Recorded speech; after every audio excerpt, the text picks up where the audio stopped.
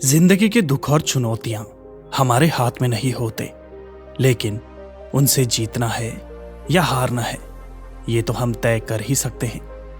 नमस्कार दोस्तों, dub anything में आप सभी का स्वागत है और हम चर्चा कर रहे हैं रिक हैंसन और रिचर्ड मेंडिस द्वारा लिखी किताब बुद्धास ब्रेन की।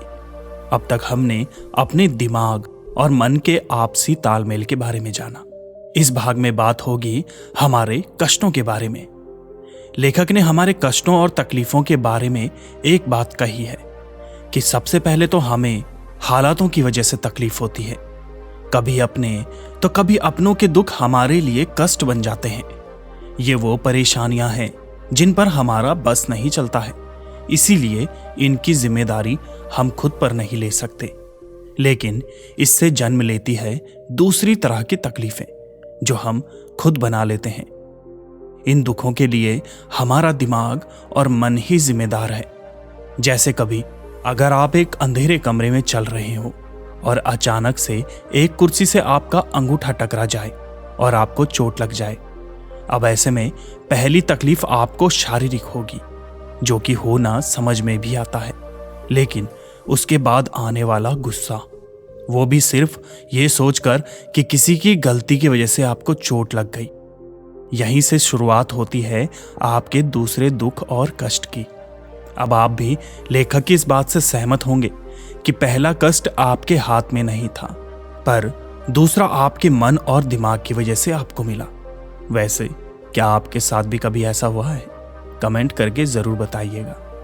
लेखक आगे बताते हैं कि इन दूसरे कष्टों की वजह से और ऐसे ही कष्ट जन्म लेते हैं, और कई बार तो हम किसी अच्छी बात के होने के बाद भी अपनी नकारात्मक सोच और बुद्धि की वजह से खुद को दुखी कर लेते हैं। जैसे अगर कोई हमारी तारीफ कर दे तो कई बार हम उसमें भी कुछ बुरा मान जाते हैं या नकारात्मक ढूंढने लगते हैं, और ढूंढने से तो साहब भगवान भी मिल जाते हैं, तो बुराई क्या चीज़ है।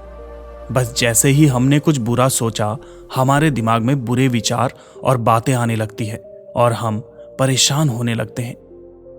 कष्ट मानसिक हो तो आपके दिमाग को पूरी तरह दुख से भर देते हैं। दो ऐसे हिस्से हैं दिमाग के जिन्हें हम एसएनएस यानी सिंपैथेटिक नर्वस सिस्टम और HPAA यानी हाइपोथैलेमिक पिट्यूटरी एड्रेनलिन एक्सेस कहते हैं। इनके काम होते हैं ऐसी किसी स्थिति में आपके दिमाग को दुख और तकलीफ की जानकारी देना।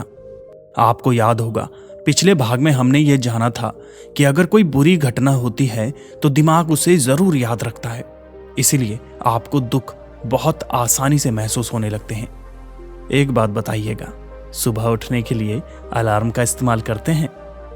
ठीक वैसे ही एक अलार्म आपके दिमाग में भी बजता है, जो ऐसी किसी बुरी स्थिति या दुख में और जोर से बजने लगता है, जिससे आपके दिमाग को लड़ने या भागने का रास्ता दिखाई देने लगता है।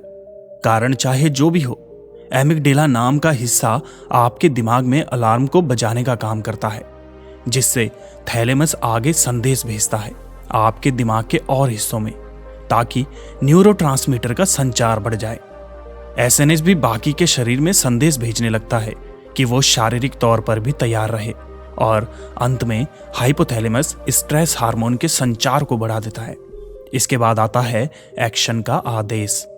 अब आपका दिमाग पूरी तैयारी के साथ होता है और एसएनएस किसी क्रिसमस ट्री की तरह जलने लगता है, या यूं कहें आपके पूरे शरीर और खून में तेजी आ जाती है और दिमाग ऐसे में खुद ब खुद परेशान होने लगता है। एपिनेफ्रिन नाम का हार्मोन आपकी बीपी को बढ़ाने का काम करता है। इसीलिए आपने सुना होगा कि चिंता और दुख की वजह से ब्लड प्रेशर यानी बीपी ऊपर नीचे हो जाता है। ये कोई अच्छी बात नहीं है, पर दिमाग और शरीर के बीच ऐसा ही गहरा संबंध है कि एक दूसरे को प्रभावित करने लगते हैं।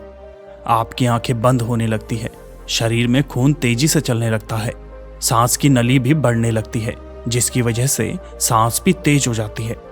ये वो स्वाभाविक बातें हैं जो हम सबके साथ कभी ना कभी जरूर होती है, लेकिन कितनी बार और कितनी देर के लिए ये निर्भर करता है आपके दिमाग और मन पर।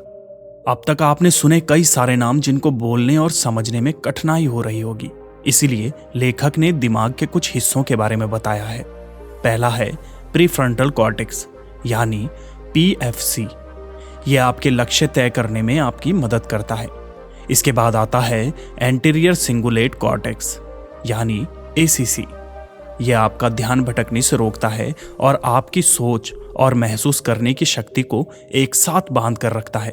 तीसरा है थैलेमस, जो एक स्टेशन की तरह होता है जहां से सभी संदेश अपनी जगह तक पहुंच जाते हैं।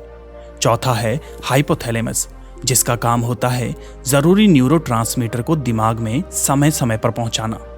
इसके बाद है हिप्पोकैम्पस, जो आपकी पुरानी यादों के आधार पर आपको आने वाले खतरों के बारे में बताता है। पांचवा है एमिगडेला, जिसके बारे में हमने अभी चर्चा की। यह आपके दिमाग का वो अलार्म बटन है जो खुद बजता है जब भी किसी तरह की कोई भावनात्मक चुनौती या समस्या आती है। ये तो सिर्फ कुछ हिस्से हैं। अगर ऐसे ही पूरा दिमाग समझा जाए तो शायद समय और समझ दोनों ही कम पड़ने लगेंगे। इस भाग में हमने जाना कि हमारे दुखों का अंत सिर्फ हमारे हाथ में है। अगर हम खुद को थोड़ा और समझें, जीवन में सकारात्मक बने, तो मुमकिन है कि हम अपने लिए खुशियां चुन सके। किसी भी स्थिति में हमारी क्या प्रतिक्रिया होगी, ये हम पर निर्भर करता है। लेखक ने उदाहरण के तौर पर बताया है कि अगर आप थके हारे अपने काम से घर आते हैं, घर में कपड़े यहाँ वहाँ पड़े मिलते हैं और घर भी बिखरा हुआ होता है, तब अगर गुस्सा ना होकर थोड़ा सा समय लेकर आराम कर लें और घर को एक बार फिर से समेट लें, तो इससे आपका मन, दिमाग और शरीर सब दुख और कष्ट से बच जाएंगे। एक बार सलाह को मानकर जरूर देखिएगा और अपना अनुभव हमसे बांटना मत भूलिएगा। दोस्तों, उम्मीद है कि इस भाग से आपको बहुत कुछ सीखने और समझने को मिला होगा। तो बिना देरी किए कमेंट सेक्शन में हमें ज़रूर बताएं कि आपने क्या सीखा और समझा। वीडियो को लाइक ज़रूर करें, चैनल को सब्सक्राइब करना ना भूलें और अगर आपने इस बुक के पिछले भाग को नहीं देखा है तो ज़रूर देखें ताकि आपको ये भाग अच्छे से समझ आ जाए।